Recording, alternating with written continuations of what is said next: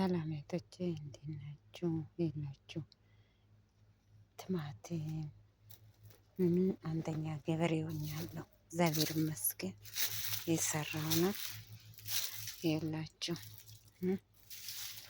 ይሄ እንደዚህ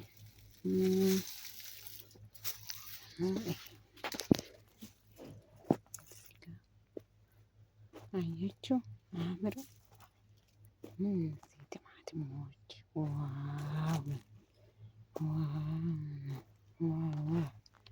ዋው ዋው